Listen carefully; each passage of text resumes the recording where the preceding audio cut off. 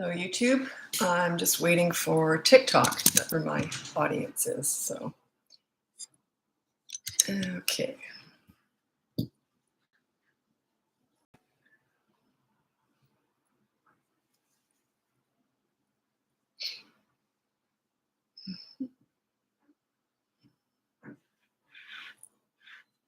Hello, Sarah Flowers Murph, Tally's 22, Tally's 22, Nomada Girl, Megan. Oh, you've been here before, Megan, and Tanisha. You've been here, I think. Okay. While we're waiting, I'd love to hear where you're from. I'm here in Vancouver, Canada, and so I'd love to know where you're from. And Nursing with Emma shared the live. Thank you. Nursing with Emma and Sassy. Okay, while we're waiting, I would love to know where you're from. I'm in Vancouver, Canada. Got a neighbor upstairs working on something, so which is fine during the day, but they were working on something at around 11 o'clock one night. Okay, Fayette, Ohio. You've been here before. Fayette, and you told me how to pronounce that, I think. Fayette. I think I'm saying it wrong. Fayette. Oh, well, okay. Close enough, eh? So are the neighbors working on something? That's the loudest it's been all day, and it just started this last 10 seconds, that loud. Isn't that funny? As soon as I get on here, of course. Arkansas, Guatemala. That's a change. Guatemala to Arkansas. Wow. Welcome. Okay, Long Island, New York. Hi. Oh, you've been here before. Yes, I love you and I seriously respect you and look up to you. That's very sweet. So I'm like your leader, sort of. That's what leadership's all about. It's about, if you really agree with what someone's saying, then you're going to take their advice. If you don't agree with what I'm saying, you're never going to take my advice anyway. So, if it makes sense to you. And we're all different. Okay, where are you from?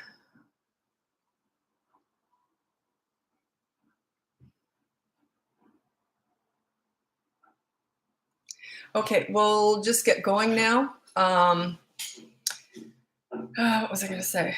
Nothing. Oh, yeah. If you look on I've changed things around a little bit. If you look on my bio, you can just click on a link and it takes you, everything I've got to offer is in there. It's all in bullet point form. It's just making everything easier for you to find.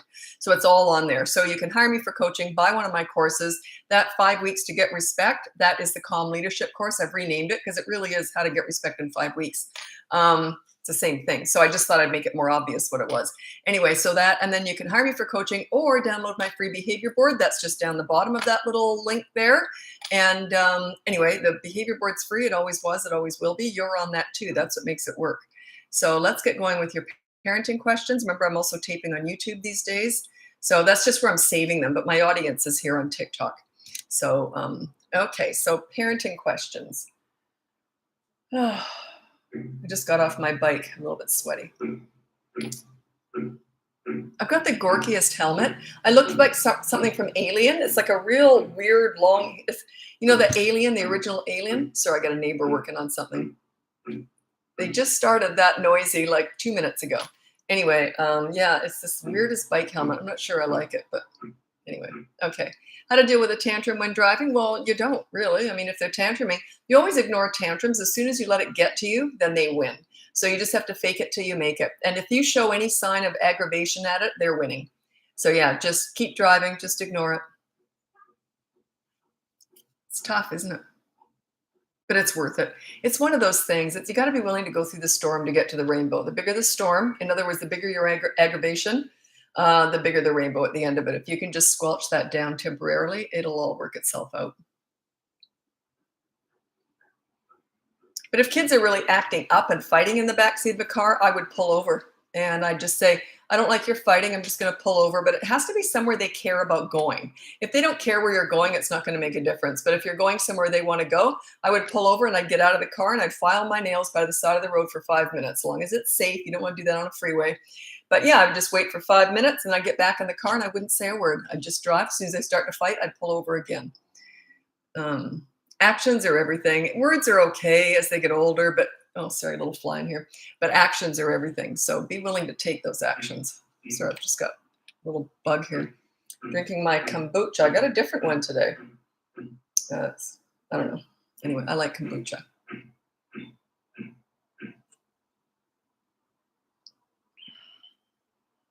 3-year-old won't shower or bathe. Have to force it. I got a lot of ideas there, but it's different with every family. A little bit old to do this with, but if they're really little, I would put an iPad in the bathroom and they can only watch a certain song or a certain video while they're showering. Something like that, perhaps, because they're still pretty young to do that. So they're not really winning if you do that, just encouraging them to bathe when they're little. But yeah, maybe something like that. It's one of those things, though. I got a lot of different ways of dealing with that, but it's different with each family. But maybe you could try that. A tantrum in a restaurant or where it's disturbing other people, get them out of there. Go to the parking lot, in the car, whatever. Just say, can we please get our meal to go? You don't want to put other people through that. So it's not fair to other people. So yeah, take them out in the parking lot and plant them down there and let them have it out there or in the car. So, but yeah, you don't want to disturb other people. I swear that neighbor wasn't nearly as loud until as soon as I started this up. Isn't that weird how that happens?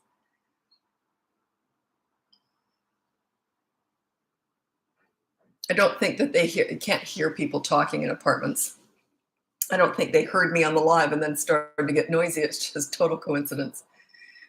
Okay.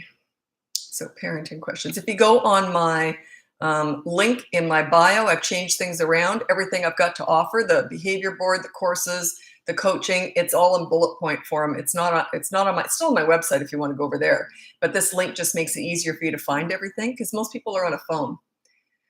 Okay. I don't hear anything at all. Oh, interesting. Actually, this is a pretty good mic. Oh, but then I'm not using this mic with that. I'm using this mic with YouTube. So why would that make any difference to you? Yeah, they're banging on something. It sounds like they're banging on pipes. They could be maybe working on a kitchen or a bathroom, maybe.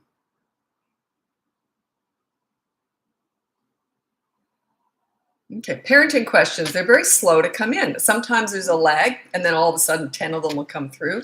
So we'll wait and see. What time is it? I've been on at this time recently. It's not a great time because people are getting dinner ready or getting kids to bed. What's gentle parenting? I don't know. I don't teach it. So, and I've never looked it up. So I don't know. You'd have to Google that. I'm your biggest fan. That's very sweet. Hi, Emma. That's very sweet. It was funny. Sometimes I'll get a client and they go, "Oh my God, I can't believe I'm seeing you in person on Zoom."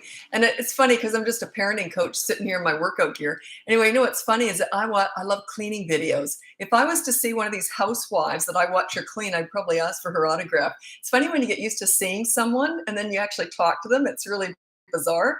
But yeah, I have all these. I'm a total fan of some of these cleaning videos, people. I love cleaning. Okay.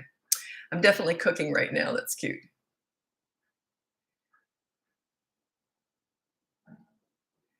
I don't think her behavior matched the consequence.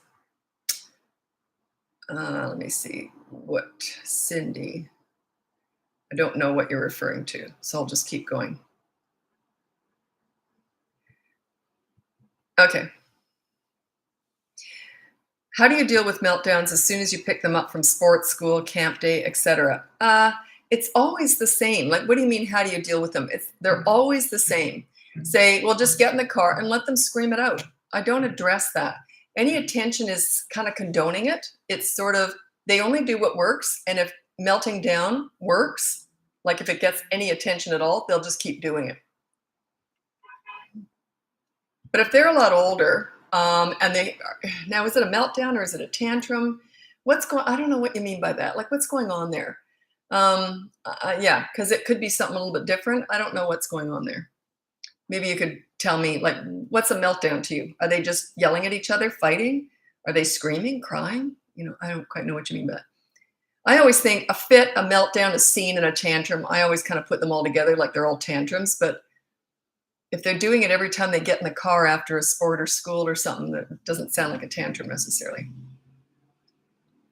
Oh, my son will immediately whine and complain about things as soon as I pick him up. Oh, how old is he?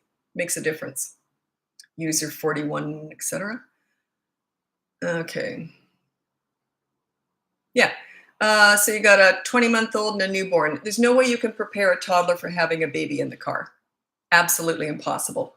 A baby in the car. I'm just reading another comment. There's no way you can prepare a toddler for having a new baby in the house. You can't. How could they possibly comprehend that? It's going to be rough for a while. Supervise them so that the toddler can't hurt the baby. And it's usually just they'll get bored with the baby and then they'll get over it. But yeah, it's usually a rough adjustment. You can't solve everything. Sometimes, especially with toddlers, it's a waiting game. Okay, so this is a 6-year-old. As soon as he gets in the car, he starts whining and complaining. Whining, I'm going to read that again. Whining and complaining about as soon as I pick him up. What does he want from you? Like, what I mean is, why they only do what works. If they're 6 years old, he's only doing what works. Where's the payoff? What are you doing to make that? That's a learned behavior. So what have you done to teach him to do that? Like, what I mean is, what are you giving to him for doing that? He would only be doing that if it was working. So I don't quite know. I'd have to figure that one out. I don't know what you're doing.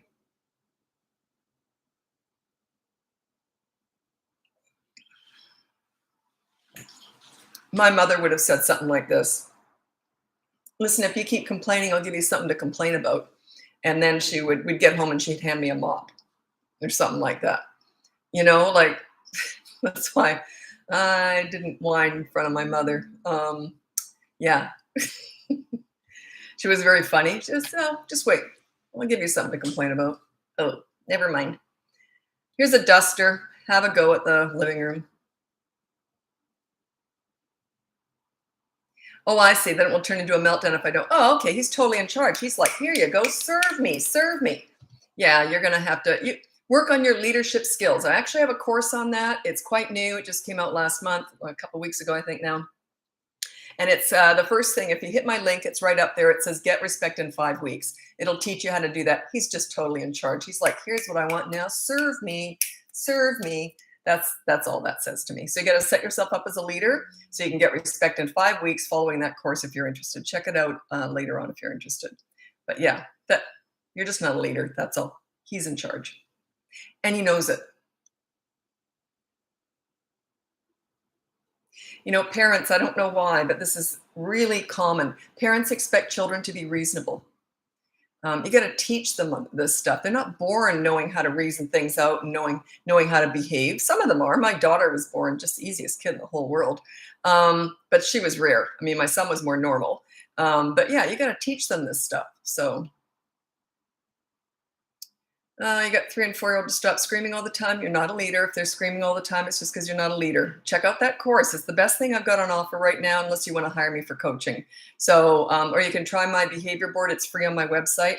But if you go to that link in my bio, everything's labeled there. Everything I've got to offer to help you learn how to parent better or learn some more skills or fix up your parenting tool belt, it's all in that link.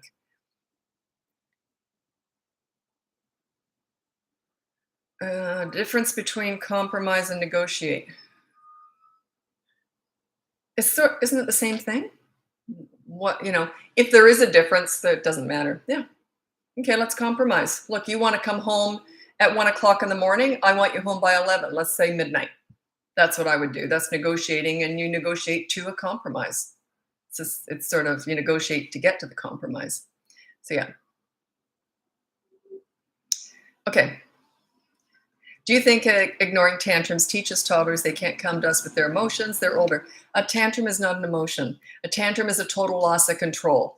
So yeah, it's not an emotion. And you're not ignoring their needs. A tantrum is not a need. It's just they're not getting their own way. That's why you ignore that. You ignore when you've already said no to something and they're just not getting their own way and they have a freak out over it. That's what you're ignoring. You're not ignoring their feelings or emotions or anything. No. You're ignoring the tantrum, hey, I didn't get my own way. I'm going to have a fit till I get it. That's what you're ignoring.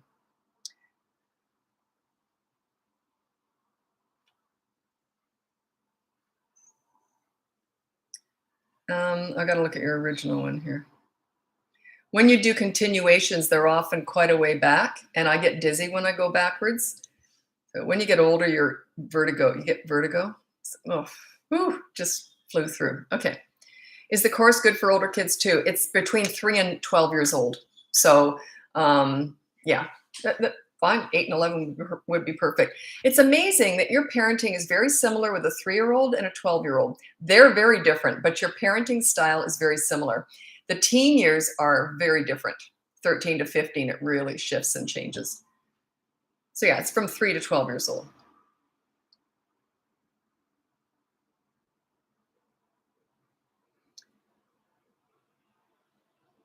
Uh, Samantha, what are you talking about? What did I miss here? Effective to take it away completely or learn not throw fits when we're done. I don't know what was the original. Is it something I read and now I've just forgotten? I do that all the time.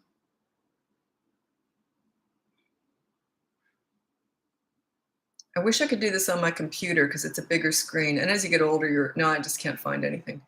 Um, oh, come to watch on YouTube. I'm by myself over there. Oh, hi. Hi, Coffee Cake. But you're a different name on there. Or that was someone else, actually. Yeah. I can't see who's on there. But yeah, now you're not on YouTube now. You just went off there. My audience is on TikTok. I just save them on there. I'm planning on perhaps one day turning them into podcasts. That's why I'm saving them.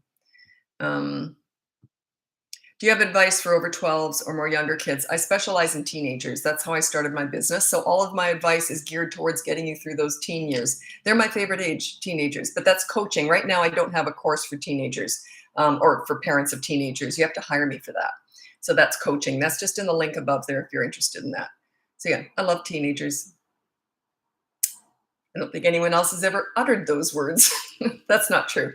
Youth workers usually say that too. Once you know how to get respect from a teenager, they will be your favorite age. Yeah, they're just so smart and they're just clued in.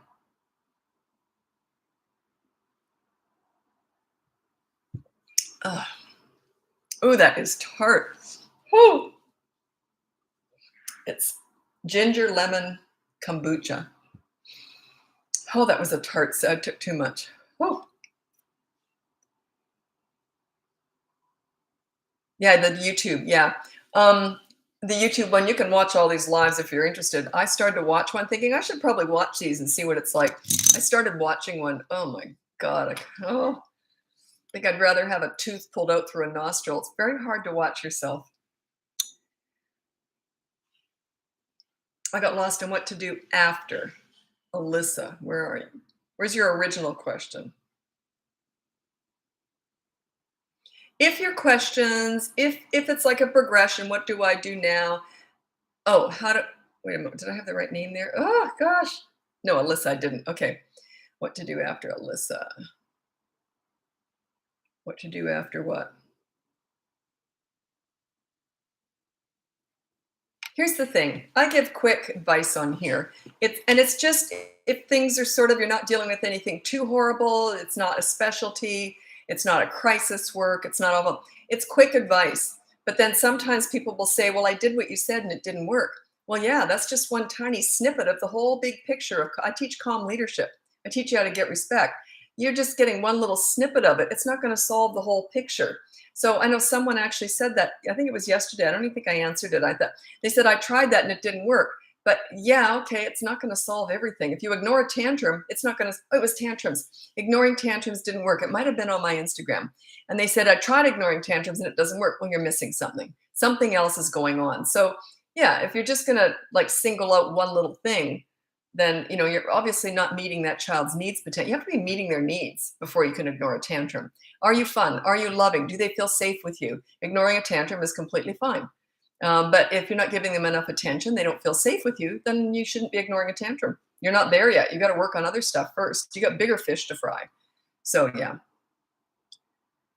Okay, good one. Oh, Alyssa. Okay, I ignored the tantrum. It stopped quickly, but moved on to him begging and crying for me to talk. That's okay. That's okay. As soon as he calms down, like, how old is he, Alyssa?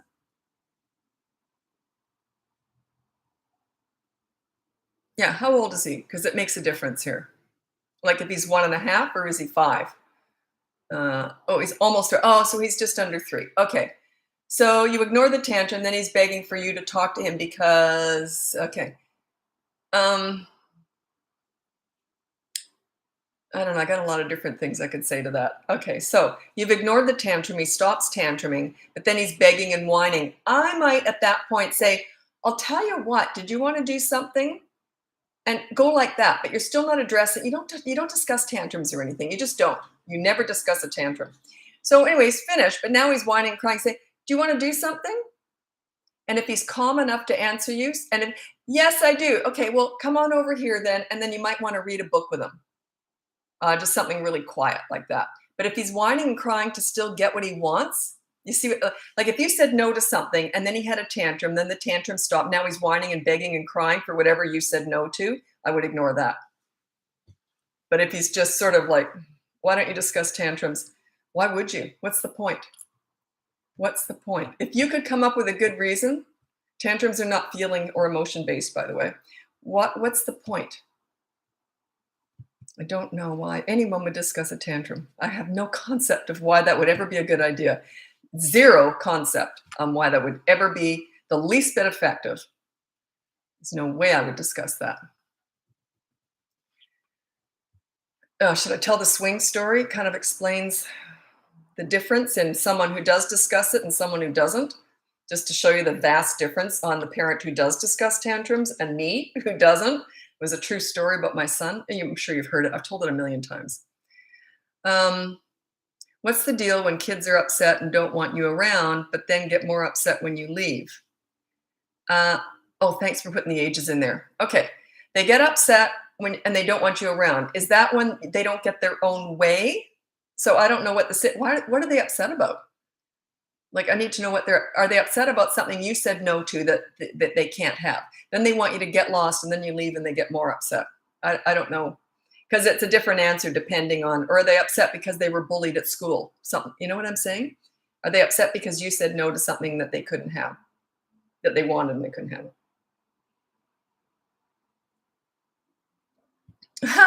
Good answer. Mad at me, my decision, boundary, take your pick. Okay. They want you to leave them alone. Then they want you, okay, you know what they're doing there? Okay, just let me read it again. And don't want you around, but then get more upset when you leave. You know what they're doing? They're yo-yoing you. Come here, go. Come here, go. They're testing you. Are you going to do what I say?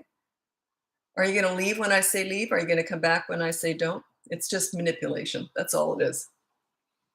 Yeah, they're trying to, they can't get their own way with what you said no to, so now they're trying to get their own way with this. They're trying to control you like a yo-yo.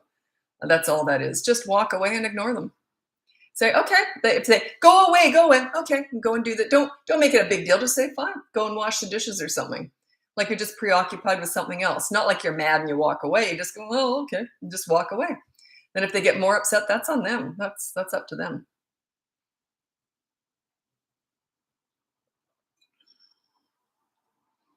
I can literally see them doing that. You know how I can just visualize exactly what's going on there. They're yo-yoing. That comes up in coaching a lot.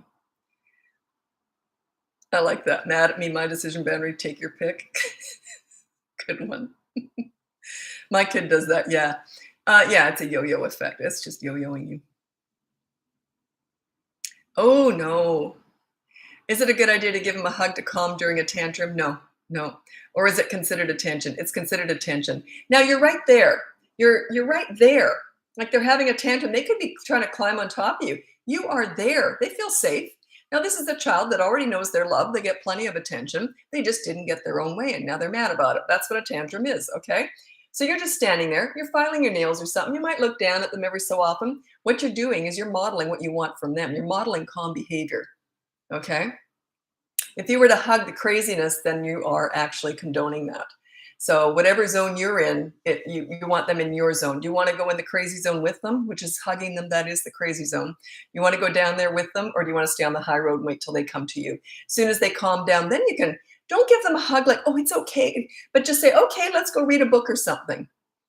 But you don't make it a big deal. Like you're not comforting them. There you go. You're not comforting them. They're okay. They're safe enough. Like, I always think of my mom with stuff like this. She was really good at this sort of thing. Like she would have gone, I never tantrum, but if I was doing something she didn't like, her attitude was sort of like this. Are you kidding me with this? Like, and then afterwards, well, you're all right. Like, There was no sympathy towards that kind of stuff. You know, if I was acting out, I got no sympathy. It was like, yeah, whatever, crazy kid. Like, just wouldn't have got any consoling or any sympathy. So I just kind of learned you don't act like that.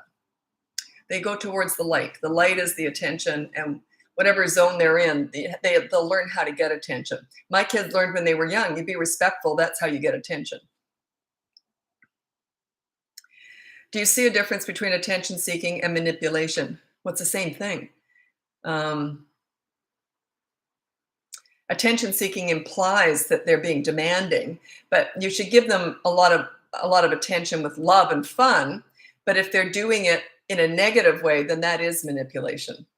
So yeah, no one's ever asked me that before. Not exactly like that.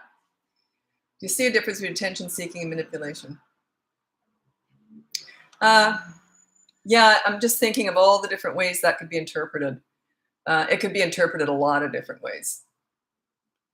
Attention seeking, some kids just need a lot more attention than others. They don't necessarily want to get their own way.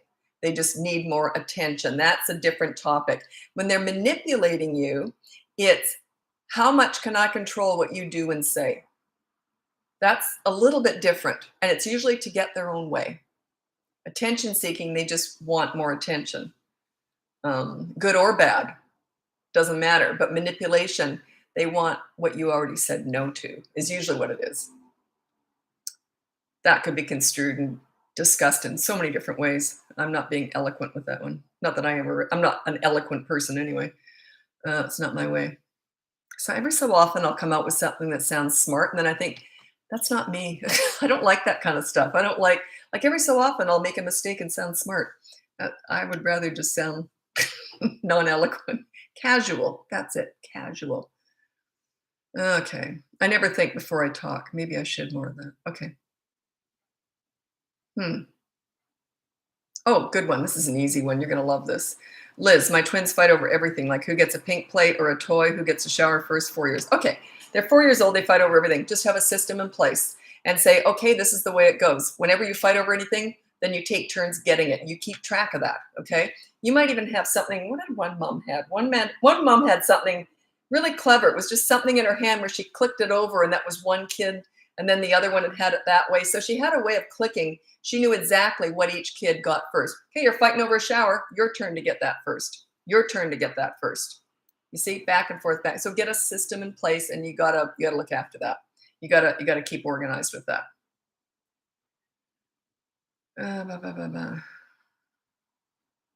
4-year-old daughter hits me. 4-year-old daughter hits me, then gives me a kiss and hug. How should I respond to that? You say you do not hit. There's going to be a consequence for that. You put on the board, no hitting.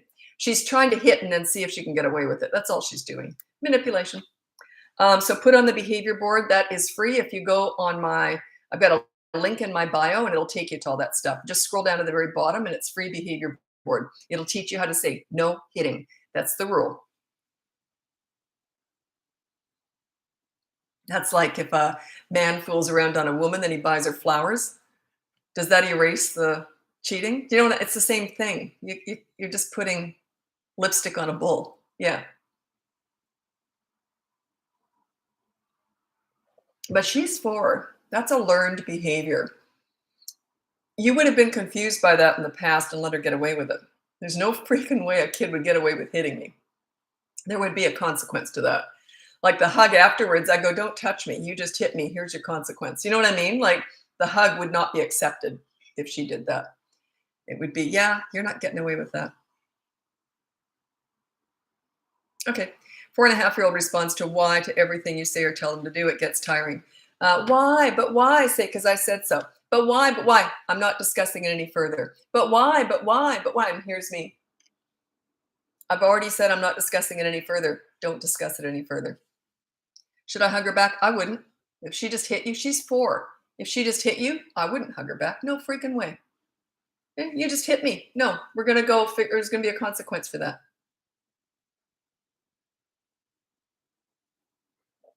Wait, are you saying to deny a connection? Oh, God. Okay, I'm not going to be for you, by the way. Okay.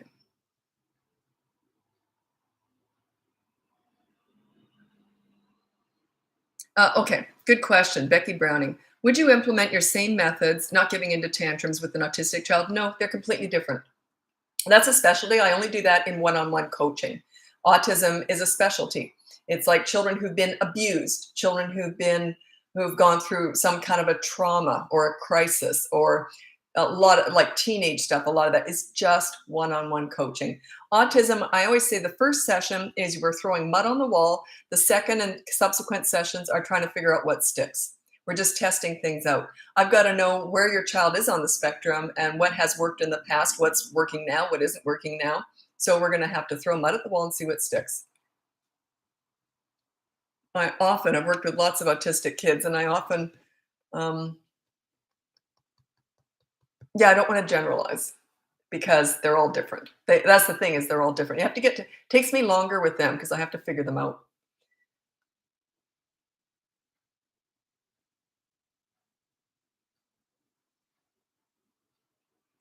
Oh, I'm not for you, because you're asking about connections, and if a child does something naughty, that's not the time to connect. I'm not connecting with a naughty behavior. That's why I connect with good behavior and good kids, but I don't connect with naughty behavior. Okay? It's the behavior I'm ignoring. And if kids are loved and you really play with them, like connecting with children is really what I'm teaching here. When I'm no, I don't want to get on a spiel about that. It'll take me forever to go on about it. But yeah, it's about bonding with kids, making them feel good about themselves. Once you got that done, you don't need to validate all these bad behaviors, and that's what you're doing. You're validating bad behaviors when you are connecting with them when they're being naughty. You're going to get more of what you connect with. So yeah. Think about it this way: if you're out at a party or something, you're younger, and you're out at well, you're all younger than me. I'm old. When you're out at a party or something, and you're trying to be interesting or something, you're trying to get like attention and get conversations going. Don't you kind of see what works and what doesn't? That's what kids are doing. Don't you kind of say, well, that one hit the wall, that one didn't work. So then you come up with some other joke or something, and you go, oh, that's not that kind of crowd. Like you sort of are always adjusting. That's what your kids are doing when they're watching you. So you want to encourage the polite stuff, the respectful stuff, and the other stuff. Don't you just get ignored if you say something dumb in front of people, or you know what I'm saying? Like,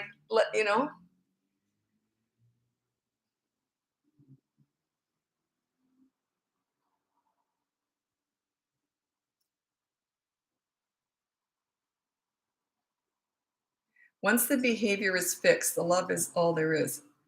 Yeah, I never disciplined my kids. They were self-disciplining from about 3.5 years old because they understood respect and they just got it. I got it cemented when they were tiny, sailed right through the teen years. There's the odd hiccup along the way, but it was tiny.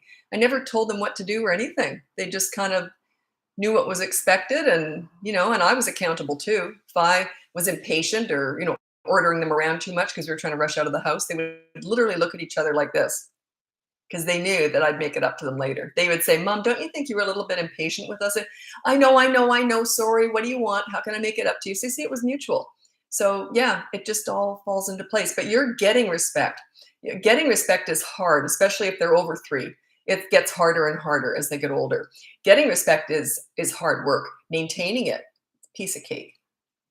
It's not like dieting. Dieting, the easy part is losing the weight. The hard part is maintaining it. This isn't like that. The hard part is getting respect. The easy part is maintaining it.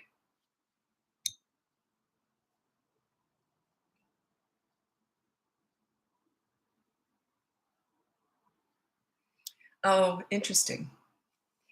Well, I know what's going on here. 11-year-old gets defensive and manipulative when confronted or in trouble, acts as if we are wrong. You use the word confronted. I would say something like, if they do something wrong, I'd say, look, you broke a rule here as far as I can see. Have you got to, is this what happened? And then say, okay, well, then the consequence is this. Like, don't make it into you did that, confronting them. And it's not like that. Say, look, did you do that? Is that what happened? That's what I heard happened. So if so, there's going to be a consequence. It was your choice. If you do something like that, you understand. Like if I was to speed going down the freeway, I might get a ticket. That's my choice. That was see, I kind of talk like that. I don't try and make them feel bad about it. I try and make them feel good about being accountable, if that makes any sense. My kids were proud of saying, "Oh, Mom, I forgot. I didn't put my dirty clothes in the hamper. How about no TV tonight?" They would literally come up to me and discipline themselves. I'd say, "No, that's too much. Just brush my hair for 5 minutes," because they hated doing it and I love having it done. It's that easy. So you want to teach them about accountability. You're not really confronting them. But yeah, acts as if we are wrong. Are you ever wrong? Are you very are you accountable for your own actions? Because if he's defensive, it says to me that making mistakes is wrong. With my kids, making mistakes isn't wrong. You just, as long as you learn from, you're accountable and you learn from them. So it says to me that making a mistake is a bad thing. I didn't teach my kids that. I said, yeah, we all mess up. That's part of life. You learn from it and you move on. It's about being accountable, not being bad or not feeling, you don't have to, there's nothing to defend is what I'm saying. Yeah, you messed up. We all mess up sometimes. Like if my kids did something stupid, I would have said this, well, that was stupid.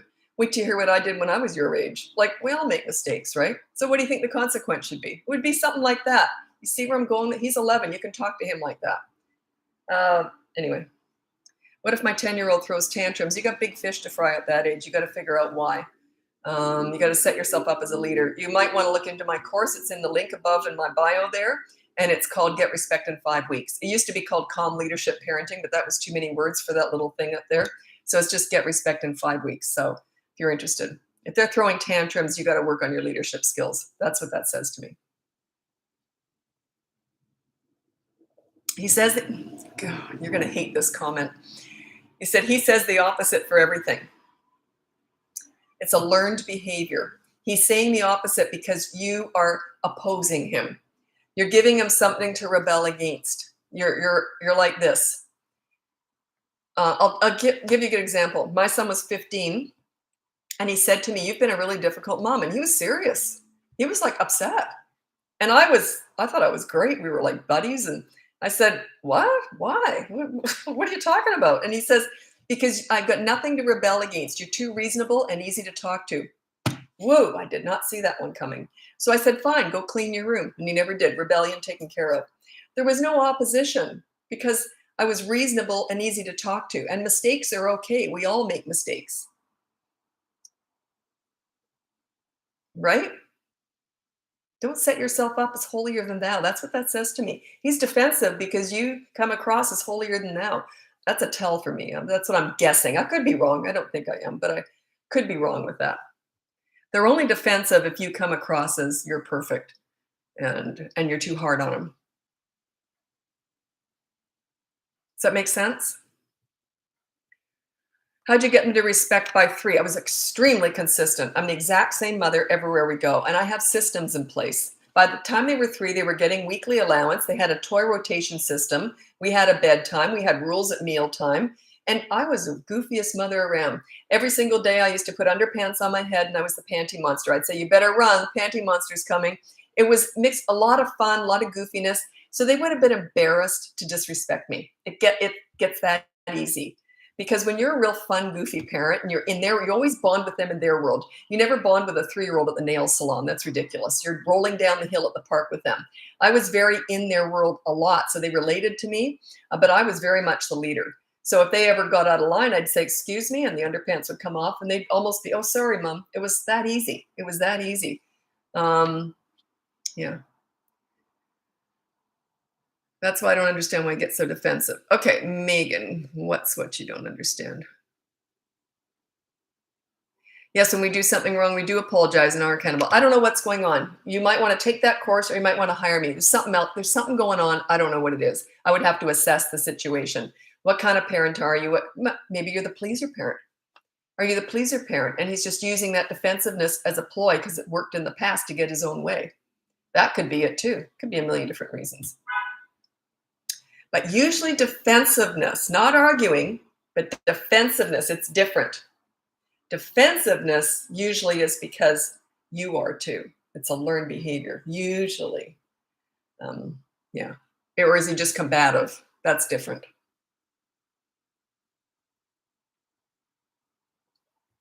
It could be the pleaser parent. There's the old-fashioned authority parent, my way or the highway. I know everything. I'm smarter than you. That's the old-fashioned authority parent. And the pleaser parent is the trend that's in right now. I don't do either one of them, but if you're gonna, and both of them tend to yell, they're both yellers.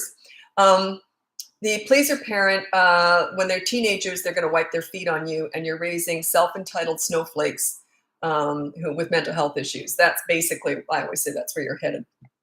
The authority parent, you're going to get a lot of rebellion and resentment in the teen years, but they're going to come around, appreciate you, and they're going to be stronger young people. They're going to be stronger adults.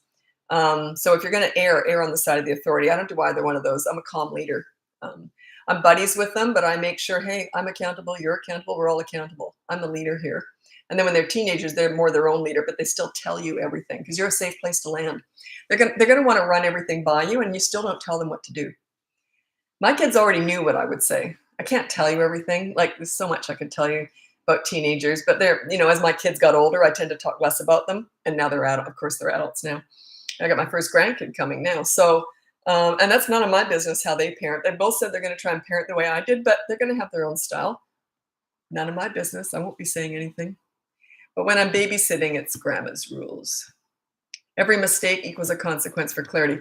It depends. Like if it's something little, just go, well, you learned anyway because you got, like if they've already paid for it in some way, they forgot to do something, they forgot to hand something in and they missed out on the field trip or something like that, then they've already been punished. So yeah, I say, well, lesson learned, you'll know next time. We all mess up, right? So basically, if you're going to pick a battle though, like pick a rule, like on the behavior board, that's free. If you go on that link in my bio, it's free, the behavior board, and you pick a rule, or I call them battles, one battle every week. You only do 3 of them. And then after that, the behavior board isn't something that you should always use. It's just teaching you how to be a leader. So if you've got a battle on there on rule, every single time that rule is broken, there has to be a consequence. But you can't deal with everything when you're learning how to do this. So you have to let other stuff go. But if it's on that behavior board, you can't let it go once, not ever. Because that's the sign of your new leadership. You don't want to mess that up. And pick something you can win. If you're doing this alone, pick a rule you can win. If I'm working with you, I'm going to try and push you so you'll almost fail, because I want to push as hard as I can to see how strong you can be. And then the second week, I can actually use it to my advantage because I'm learning from you. But if you're going to do it on your own without me, without coaching, pick a battle you can win. Pick an easy one. In other words, start small.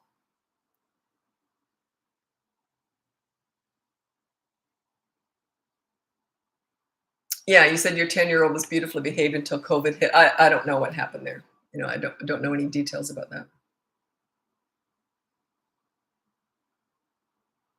Yeah, what to do about grandparents allowing bad behavior when they have the kids? No choice but to send them. Yeah. Okay. If you're lucky enough to have free babysitting for your kids, there's really not much you can do. But here's the thing. That when children have a really strong, calm leader, by the time they're 3.5 to 3/4, I call it the umbrella, that your leadership umbrella. They only need one good leader. I was the leader in our family.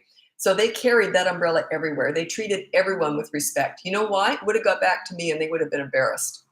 If they'd acted out with someone else, like their dad, if they would have pushed their dad around, because our rule was, that the way he disciplined our kids was he used to say, do you want me to tell mom? Because I didn't want to messing them up. I love parenting. So I wanted to be the leader. So, in the disciplinary and all that. So they would have been embarrassed to come home and dad told them dad told me they acted out. See, they want to please the leader. So they tend to carry that leadership umbrella everywhere past the age of 3.5 to 3 3/4. That's when that really kicks in if you're good at it. And they're going to respect everybody. They carry that leadership umbrella everywhere they go.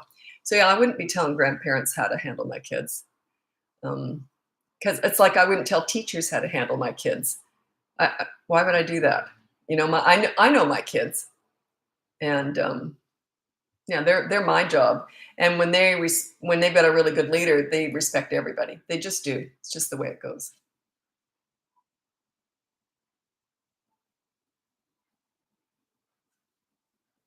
Is there really a coupon for buying your No, there isn't. Why would you ask that? Did someone say there was? Because I've never had one. Because someone else asked that too. And I thought, did someone say there was a coupon? No, I've never had a coupon for that. What to do with a 1.5-year-old when it comes to hitting, biting out of frustration. Okay, that is, I actually have a little mini course on that. It's on my link up there if you look at it, and it's toddlers who hit, bite, etc. If you're interested in that, it's just with children under 3, they can't go on the behavior board yet. So it's all consistent corrective actions, but it's got to be consistent and it's corrective. So if they hit or bite, you say no, and you can take a favorite toy away. But 1.5 is still really little. So you don't want to take it away to the point, like take away their plushie or something that soothes them. You just take away something little, or you just say no and then walk away. You don't want them to freak out in that you're scaring them in any way, but you want to make it very clear that you don't act like that. And yeah, just walk away or remove them from fun things or something. Consistent corrective action. They don't learn through words. Don't do the mini therapy sessions. These words are so useless. I know it's trendy right now, but the whole style was just invented to make the mom feel good about herself. It's not for the kids at all. It doesn't work. It's garbage. They're all about actions. They're not, toddlers are not about words. They're about actions, because they learn through repetition, and they're watching you. They're not listening to you. They're watching you. I felt myself getting heated again. As soon as I say mini therapy sessions, I can feel it coming up. Oh, it's funny. Okay, grandparent in the same house. So if you live with someone, they have to obey your rules. When you're there, if they're not babysitting on their own, but if you're right there, and if they undermine you, that's different. I would say, please don't undermine my parenting. It hurts my feelings. They're my kids, not yours. I would say it like that. If they are not going to respect that, I can't help you. Like if they're that unreasonable, I can't help you. They're adults. You can't discipline adults. You know what I'm saying? Waiting to get an ADHD evaluation. Meds make me so nervous about. Oh, I can't possibly comment on medication. I'm not a doctor. But most kids. Oh, I'm drinking ginger lemon kombucha. I know it's backwards. It's real tart. So every time I take a sip, I make that face. I do need to take another sip. Anyway. Oh, that one went up my nostrils. Okay.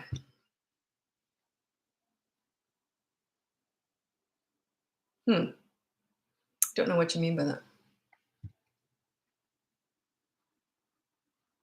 It says have a coupon. Oh, no, that's only if you do have a coupon. I think they always ask for that, because some people, if they offer a coupon, it's an option, but I don't offer coupons. So yeah, that's why. I'm assuming that's why. Has nothing to do with me. It's just part of their, like if you did want to offer coupons, that's what that's there for. But yeah, I don't do coupons. So I'm just going to look on there. I'll make a note and I'll remove that option if possible. If not, okay, Podia coupons.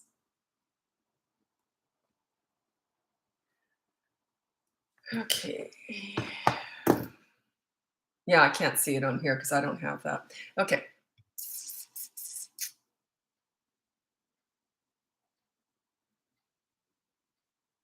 Well, this is what I don't remember what I said. If I said, what can I work on this week with him to try to get him out of the opposites? Did I say something about, I can't remember.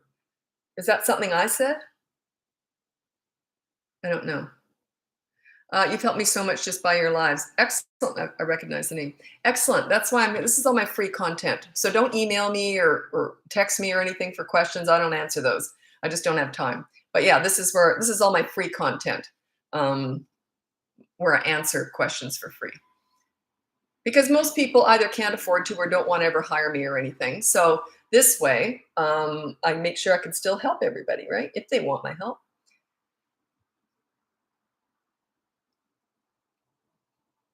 When your child lies, how do you implement a consequence when they hold their ground on the lie? How on earth are they holding their ground?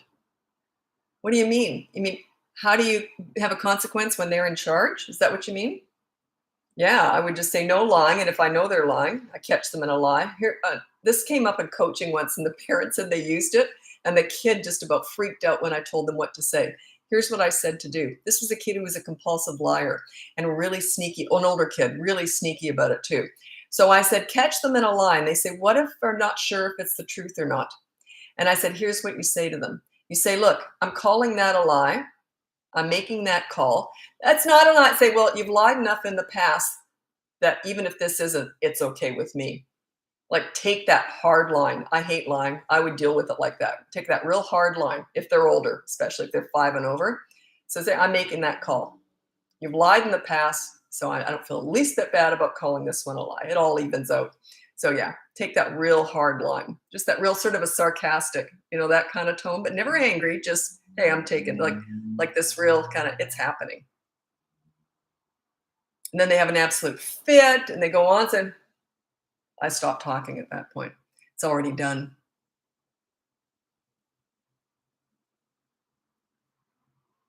Sibling rivalry. There's a million different ways to deal with that. Tons of different ways. I've got too many. But the most common one that I talk about here on TikTok that's kind of easy for everyone to do is separate them one at a time. If they're fighting, you say, I don't like that fighting, you come with me. And you take one out for 10 minutes and you don't discuss the fighting though. You don't discuss this stuff. You've already dealt with it. You've already done the consequence. You come with me. Then you put them back together and say, oh, have fun. Don't say, don't fight. Don't focus on what they did wrong. Focus on what you want from them, okay? Focus on the good kid. I actually did a video on that. Of course, I knew it was going to tank it. Hardly anyone looked at it. It's like, don't focus on the bad behavior, focus on the good kid. And this is what it's all about. You focus on the good kid. The bad behavior, we just dealt with it. I just separated you two. That is dealing with it. So anyway, then you're just washing the dishes. They're with you. Oh, you're just chatting. 10 minutes is up. Okay, go back, have fun. Watch them like a hawk. As soon as they start to fight, take the other one out. Back and forth and back and forth.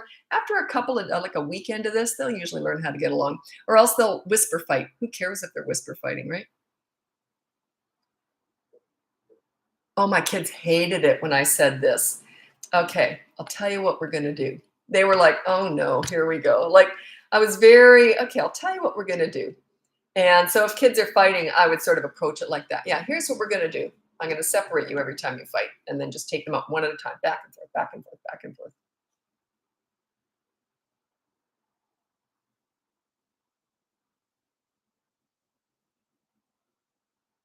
4-year-old cry over everything I tell him. I will not talk to you until he calms down, and he calms himself and we talk, but it doesn't work. Yeah, but he's in charge there. It just says to me that he's a leader. Like, if he's not calming down, I mean, he's not crying. There's so many different directions I could go in with this. Case 4. I don't know what he's crying over. Yeah, there's too many directions I could go in with that one. He cries over everything, and then you say, if you'll calm down. Yeah, he's just in charge. That's all that says to me.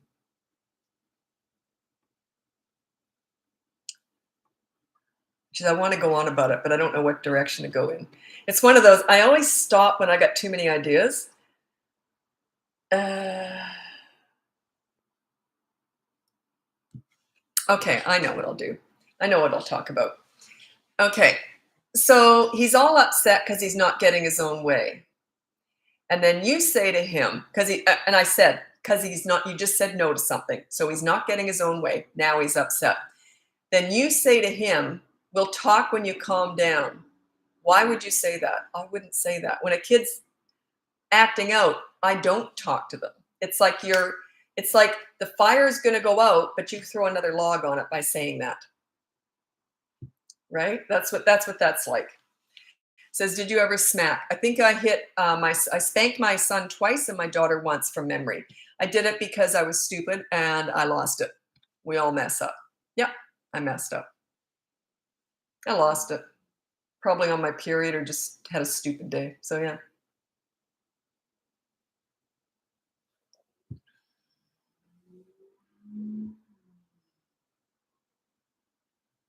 By the way, parenting or life, it's messy. It's not about being perfect.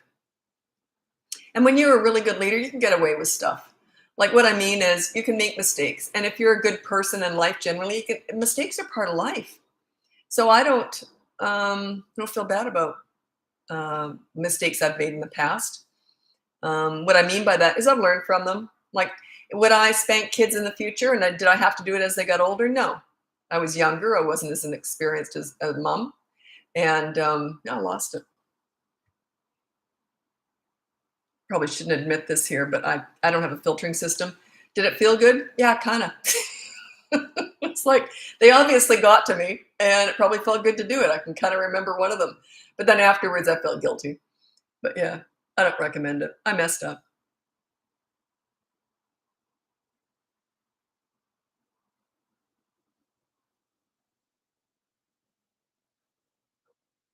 On my period. Yeah, I'm just using that as a excuse. Yeah, I just messed up, period. Uh, how do I approach tantrums that I can't ignore because they're being unsafe? Like, well, you restrain them. If it's a safety issue, you restrain them when they get violent, or it's a you're keeping them alive. Like, you don't ignore a tantrum if you're out in the middle of traffic and you let them run in front of a bus. Obviously, you restrain them. You hold them. You don't allow them to be violent or hurt someone, hurt themselves, or hurt other people, or damage property. If they get violent, you restrain them, but you're still not looking at them or talking to them. You're just holding them. That's it. You're still ignoring them, but you're restraining the violence. That's all you're doing. And it's going to get worse. Yeah, but everything does get worse before it gets better. Yes, us old parents were once young and human too. Yeah, you know what? I don't make, how do I put this? I never wanted to be perfect. I've never in my whole life, I look at it now, and I never wanted to be perfect. When I was younger, I was a right fighter. Definitely, I was, and I had a mouth on me. I can be pretty clever with comebacks and that. I look back, who's winning? Just because I win the argument, do I really win in life? And what a bunch of crap! Now I don't right fight. I'm more mellow. But yeah, things can get under your skin more when you're younger. As you get older, yeah, no, no, it takes a lot to get under my skin now. Um, but even that, I've never really had a big temper or anything. But yeah, as you get older, you do mellow out and you get wiser. You can't buy wisdom. You can't rush that. I'm in my 60s. The only way you get wisdom is when you got the sags and the wrinkles to go with it. They're like a package deal. So unfortunately, you have to get both. I remember when I was young, I was always my mom used to say you were born old. I was always the responsible one. If there was anyone going to be a designated driver, it was always me. I was always that one, right? And anyway, so yeah, it's kind of born old, but I always sort of thought I had wisdom. But now that I'm in my late 50s, early 60s, I get it more now. You just can't get it before that because it takes decades. If you haven't experienced it, you've seen it, and you get sort of immune to some stuff and you think, yeah, that's just life. That's just life. We're all human. It's not so much that when you're with people, you want to be around perfect people. You just want to make sure all your flaws match up, right? We're all flawed, right?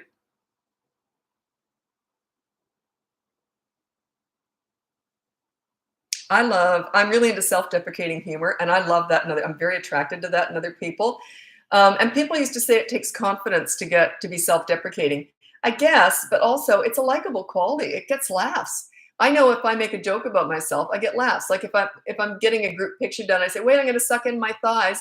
Everyone laughs. I mean, it's fun to get laughs. So I don't do it to be liked. I do it just because it's fun. It's just fun. And I don't like people who are trying to be perfect. So that's why I don't think you should ever try and be the perfect parent.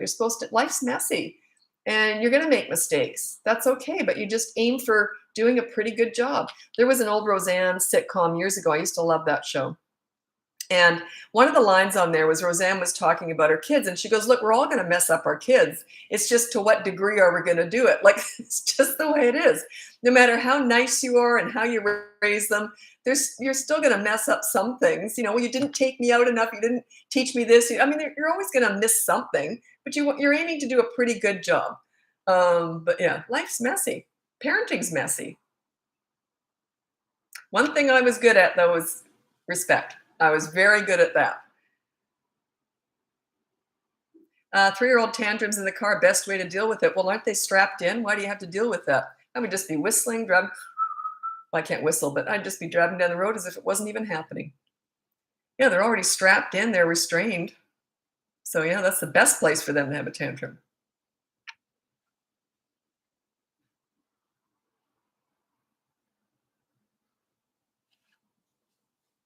Okay. I'm going to tell you a story about my son. Uh, how to repair the mistake after yelled at my 9-year-old kid and really scared him badly. I did apologize. Okay, apologizing is never enough. Never. There's 4 steps to apologizing. I'm going to tell you the story with my son. Anyway, he was 12 years old and he was taking out the garbage. And I'd never yelled at my kids. That was the only time this ever happened. I'd only yelled once, and it's the only time. And I always said to him, when you're taking out the garbage, pick it up by the bins. There was two bins and one lid that went across both of them with the openings. But he picked it up by the lid. The garbage went everywhere. And I was just in a mood. Guess I had my period. I don't know. No excuse. But anyway, and I said, damn it.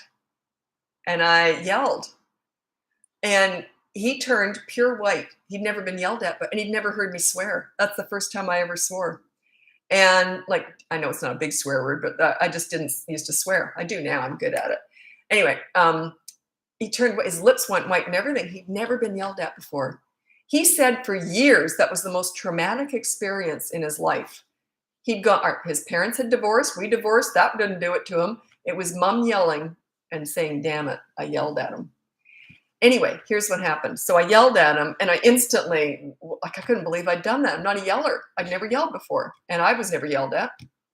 Anyway, so he goes in his room, and so I clean up the mess, and then I just felt like crap. And I went in there and I said, I am so sorry I yelled at you. It was all my fault. I said, and then he wasn't saying anything. He was just in shock. He's 12 years old. All I did was yell, damn it. I mean, come on, snowflake. Anyway.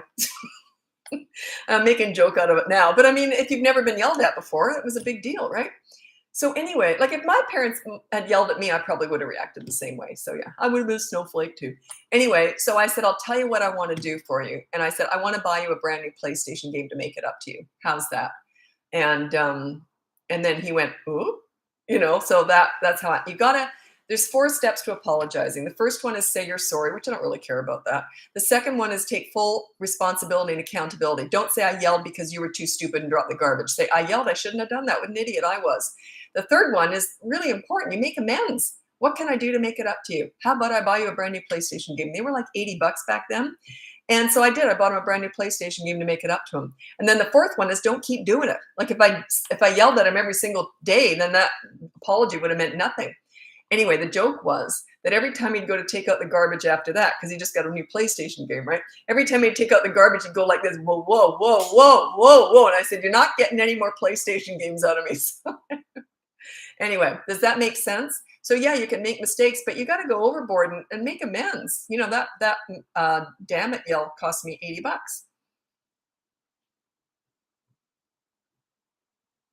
And I did feel really bad. He brought that up for like 10, 15 years. The most traumatic event in his life. He kept saying that. That's that guilt. Every time he'd say that, I'd kind of go, oh, like I did feel bad about it.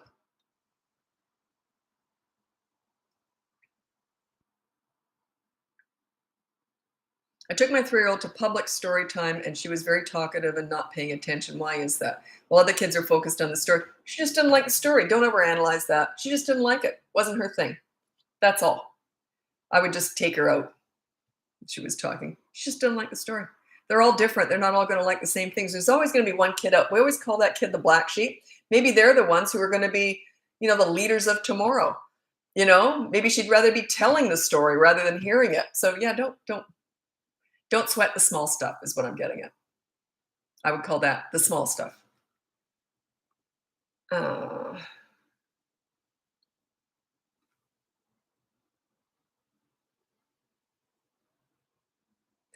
Okay, how do you handle public tantrums? I actually have a whole tantrum course. If you hit on my link, you can see it there if you're interested. But public tantrums are no different for me than they are. Like I'm the exact same mother no matter where we are. But if it's disrupting other people, I take them out away from the crowd. I would, like in a restaurant, I would never allow my kid to disrupt a restaurant. I would take them out in the parking lot and file my nails while they're on the pavement there having their tantrum. Like I would take them away from the crowd. But I'll tell you, it's not a cute story, but anyway, it has a lot of points in it. My son was 3 and he had a tantrum in the mall. And this was like, he was the one who had tantrums. My daughter never did. They're either born to have them or they're not. They're either born to climb or they're not. I mean, they're all different, right? So anyway, what's the other thing they're either born to? Oh yeah, hit. They're either born and they hit people or they don't. They're just either born with these traits or they're not. Anyway, my kids didn't have any of them except my son had tantrums. So anyway, so annoying. And I used to think, why are you doing this? How embarrassing. Because I never had one. I can remember looking at other kids when I was really little. Mom said you used to look all confused whenever you'd see a tantrum. I remember thinking, why would you do that? That's so embarrassing. And my daughter was exactly the same. Whenever she'd see a kid having a tantrum, she'd look at them like, what are you doing? Whereas my son would just let it fly. Didn't care at all. No, no shame, no embarrassment whatsoever. Anyway, he's 3 years old. We're in the middle of a very crowded, loud mall, so it was okay to do this there. He started having a tantrum. We weren't even talking. We were just walking hand in hand, and he wasn't going anywhere or coming from anything he liked. I have no idea. I always say maybe a piece of lint flew in front of his face, and that was it. I'm going to have a tantrum. Throws himself on the ground, starts having a tantrum. I pulled him away from the stairs up against a store window. I get out my nail file, and I'm just filing my nails like this. I'm waiting, waiting. He already knew the drill. I'm waiting until he finishes. I'm not looking at him, nothing. So the funny part was these young moms kept coming up to me saying, oh, he just needs a hug. Talk about his feelings. I'm like, oh, get lost. Anyway, I'm like, oh, keep going, keep. They didn't know what they were talking about. They're just young, new moms. They didn't know what they were doing. So anyway, these other moms with older kids and grandmothers were coming up to me and saying, good on you. You know what you're doing. Like, that's the experience talking. Yeah, I'm ignoring him. Anyway, it didn't go on for very long. He gets up and I said, you all done? Okay, let's get going. And that was it. That he only had one more tantrum after that. But yeah, public tantrum. I was proud of how I was dealing with it. Do I care what those inexperienced moms thought? No, not at all. Did I care what those grandmothers and those more experienced moms thought? Yeah. Yeah. Experience talks. This is all experience based, right? Anyway. I should probably tell that swing story. That's my absolute best example of why you ignore a tantrum. The two different styles. The pleaser parent style that's so trendy right now, these mini therapy discussions, discussing all the tantrums and everything, or me, the leader style. They're completely different, and it's a perfect example of how they both have what happens when you do that. If anyone's interested, just ask me, but I tell it every single day on here, so I just haven't told it yet today. Okay. Yeah. My father said each of us had to be parented differently, different personalities. Yes, I had the same rules, but different styles with each of my kids. My daughter was much more sensitive. She never had a tantrum or anything. My son, and she didn't like sarcasm or being teased. My son loved sarcasm, being teased. He had tantrums. He was just more out there kind of. And so I was really different with him. And I used to I'd hide under his bed and grab his ankle when he'd go by and scare the bejeebies out of him. But he got older and started doing that to me. So it was payback time. I would never have done that to my daughter. She would have probably had a heart attack. Like, they're just different. So, but the rules were the same, right? So, but the style was quite different. My daughter was just way more delicate. I had to be nicer to her, and my son was more like me. We loved being teased and all that. As she got older, she loved being teased, and I used to feel bad about it because my son and I were always teasing her, laughing at her.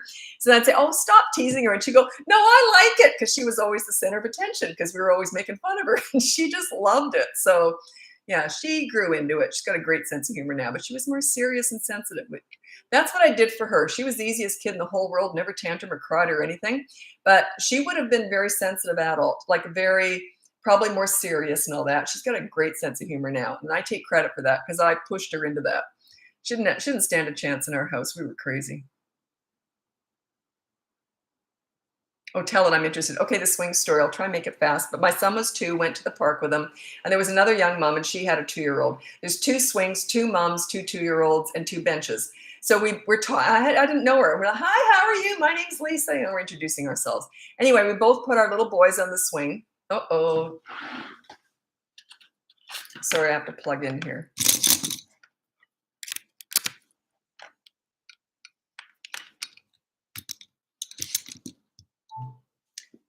Sorry, I had to plug in. I was losing power. Okay, I lost power. I'm back. Anyway, so here it is. So we both put our little boys on the swing.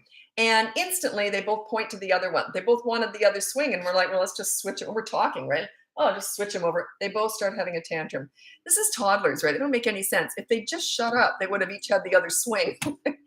No, they both started tantruming. So we each took our little boy to the bench, and she took her boy to one. I took my son to the other. He went to run for the swing. So I put my arm out. I didn't talk to him, didn't look at him. I just put my arm out. He knew me. He knew, okay, I won't try that again. So then I just sit there looking at the trees, waiting. His tantrum, now by this time, it wasn't a really bad tantrum, but it was a tantrum. He would have bigger ones, but this one wasn't huge. But he was kind of getting used to me now. He knew that, hey, wait, this isn't going to work for very long. So he only tantrum for about 2 minutes. And then as soon as he was done, I said, okay, you all done? Let's go back on the swing. So he's swinging away. The other kid, the mother's trying to hug him. She's talking to him. And he's just getting more and more worked up. She goes into the crazy zone with him. And you see, I just calmly waited for my son to join me in the calm zone rather than go to the crazy zone. I wasn't feeding it. Anyway, because he knew as soon as he calmed down, he'd get back on that swing. Not only was this kid going through 20 minutes of tantruming and being talked to and hugged to, she was feeding it and feeding it and feeding it. After he was done, he had the hiccup cries. Then she talks about the tantrum. She drags him through the mud. There's no reward for calming down even. There's like more punishment, these mini therapy sessions that are so trendy right now. And she's saying, now, if you just said please, we would have changed. She's berating him and talking about the whole tantrum. So my son's swinging for 30 minutes, having a great time. Finally, we're tired and we go home. Her kid, I think she finally put him on the swing. They're both miserable, depressed, and it was just horrendous. Anyway, I saw her several times after that. Her kid never did respect her from what I saw. But anyway, that's the difference. Ignoring a tantrum. He knew that I'm never going to go in that crazy zone. He knew that was never going to get any attention. Plus, I'm not feeding it with attention. He knew that as soon as he calmed down, he'd get back on that swing. And that's the difference. You calm down, there's a reward at the end of that tunnel. And why would I not discuss that tantrum? What's the point? What the heck was she doing to that poor kid? Discussing the tantrum. He's 2. And I wouldn't discuss it at 12. Like, you just don't discuss that stuff. Remember when you were rotten and awful and screaming and kicking? Why rake them through the mud like that? I just think it's cruel. So anyway, so that was my swing story. My absolute favorite story is the pool story. That's 8-year-olds. Anyway, if you're interested in that, you can let me know. But it's a similar thing on how you act when you're disciplining. Like, that wasn't disciplining. That was just how to handle a tantrum. Okay. How'd you deal with the transition from a crib to a toddler bed? I really don't remember the age, but I remember they both hit the floor, and that's when I did it. As soon as they were climbing over and hit the floor, that's when I changed them over. And I just took the crib apart and used the mattress and put pillows around it. And, I think I took couch cushions, so it was a little bit higher than the bed, and that's how I transitioned. And whenever they got out of bed, I would just walk in and put them back in quietly, and they just learned.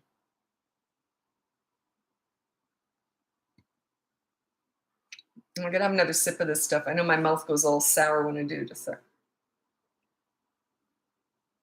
sec. Yikes. It's ginger and lemon. I get this quite often. I think there's a lot more lemon in there than usual. Woo!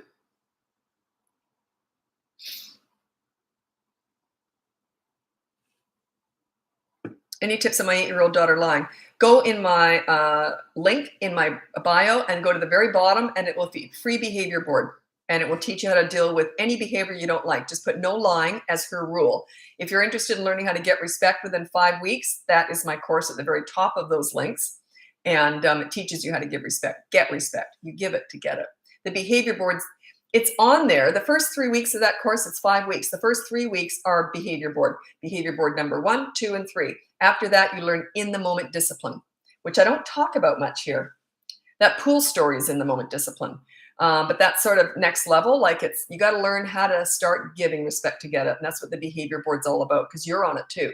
You got to have a rule and a consequence too. And you're just learning. By week 3, you'll have 3 behavior boards. Then you kind of want to pull away from those and get more into in the moment when they act out, how to deal with it. But anyway, that's in my bio link. Oh, gee, that stuff's really bitter. Oh, it's good though. It's tasty, but bitter. Ooh.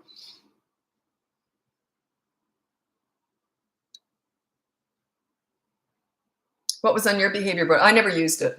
I didn't need to. Like, the behavior board is just teaching you how to do this. I already had tons of experience with kids before I had my own, so I never used one.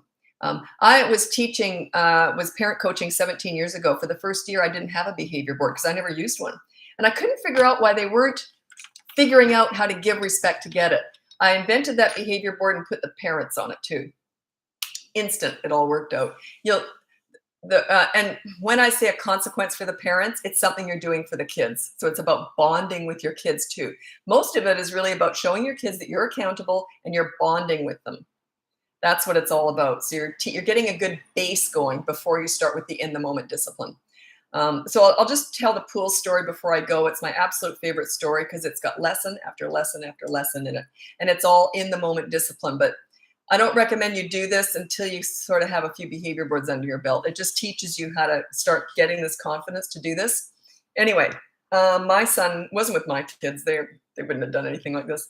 Anyway, my son was 8 years old and it was his birthday party. And we had a pool. And so my husband took our daughter away. They went somewhere else. And it was just me and 6 little boys, 8-year-old boys.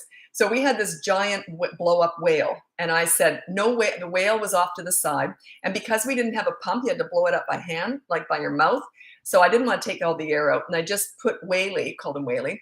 I put Whaley over to the side. And I said, by the way, Whaley cannot go in the pool because I'm sitting here all by myself counting 6 heads. That's all I'm doing the whole time they're in the pool. 1, 2, 3, 4, 5. And I said, you could die behind Whaley. 3 kids could die behind Whaley. I wouldn't even see you. Anyway, fine. They're all in there playing. Sure enough, one of the kids gets out and pulls Whaley in the pool. So I said to him, and you got to listen to this really carefully. It's really important. My words are really specifically important. I said to him, Whaley, out of the pool now. No, please, nothing. Whaley, out of the pool now. He said to me, no. My son went like this. He knew mom knows how to take care of business. He was just waiting for the show. So I was in the pool fully clothed and I had like that, had him out sitting beside me. And I said, you're going to sit beside me for 10 minutes now. Do you understand? And he was shocked I did that, right? So he was just sitting there.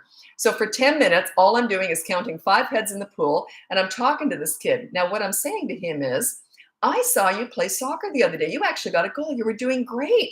That was fantastic. And remember the test that we worked on? Because I used to mentor him in the school. I was one of the helpers at the school. Remember you did like 97 on that test. Good for you. Building them up, building them up, building them up. And then 10 minutes is up. And I said, okay, 10 minutes is up. You can go back in the pool. He would not stop talking. He wouldn't go back in the pool. He's talking away, talking. He's having a great time. I'm like, oh God, please go back in the pool. Anyway, finally he goes back in the pool. So I'm counting heads. The rest of that afternoon, he could not do enough for me. And Lisa, can I help with the cake? And he was all over me, never pulled Whaley in the pool, never did any of that. Now, let's go through that step by step. What did I do? I didn't say please because he already had been very rude by bringing Whaley in the pool. So I said, Whaley out of the pool now. Fewer words, the better. And it's a safety issue, right? And he said no to me, so I took action like that. This is a safety issue. Pulled him out, had him sitting beside me. And then I said, I was very clear. You're going to sit beside me. You're going to sit with me for 10 minutes now. I didn't say why. He already knew. I don't waste words on the negative stuff. He already knew why he was sitting beside me. Then why did I not talk about what he did wrong? Because I don't give lectures. He already knows what's going on. His punishment's already happened. He's out of the pool and he's sitting beside me. That's his punishment. Now, why am I talking to him about every wonderful thing he does? Because I dealt with the bad behavior, but now I'm focused on the good kid. I'm bringing out the good in him. I'm making him feel good about himself. I'm the source of that, so he wants to please me now. I'm now the leader. He looks up to me. He respects me. All of a sudden, I'm the leader. Couldn't get rid of him after that. And then he's trying to please me all afternoon. So you see, that's leadership. That's a really good story for what leadership's all about. I dealt with the bad behavior, and then I'm building him up, making him feel good about himself. And what does that do for me? Sets me up as the leader that he wants to please, and he wants to be good for, and he wants to be nice to. He was perfect for the right. I couldn't get rid of him. He was all over me the rest of the afternoon. Can I help you with that? Oh God. But anyway, you see, is that like the perfect story to explain all this? That's the in the moment discipline kind of stuff. That's where there's no behavior board. There's no thinking about it. You just take action really quick with the bad behavior. Then you bond with that kid, make him feel good about himself. You bring out the good. Then when I said, okay, go back in the pool, why would I not say, don't get Whaley in the pool? That would have been like salt in the wound. Remember, because you were rotten. Don't do that again. I don't focus on the bad. I focus on the good. Have fun. Go back in the pool. And he did. He was good. Have fun. Go back in the pool. Have fun. You see, I dealt with the bad behavior. Now I'm focusing. All my energy is going into the good kid. Anyway, yeah, I couldn't get rid of him. I think I overshot that a little bit. Could not get rid of him the rest of the afternoon. My son thought it was hilarious. Okay, I got to get going now. Thanks so much for joining me. If you want to know more, you can go in my link up there, and it's got everything listed down. It's a brand new little system I've got set up there. It's got a link to my courses. That How to Get Respect in 5 Weeks is the same as the Calm Leadership. Calm Leadership was just too long. So it's Get Respect in 5 Weeks. That's paced out over 5 weeks using the behavior board at first, and then you get away from that. And that's there. And then all the other mini courses, and you can hire me for private coaching or download my free behavior board. It's all on the link up there. Anyway, thanks so much for joining me, and I should be back again tomorrow. Bye now.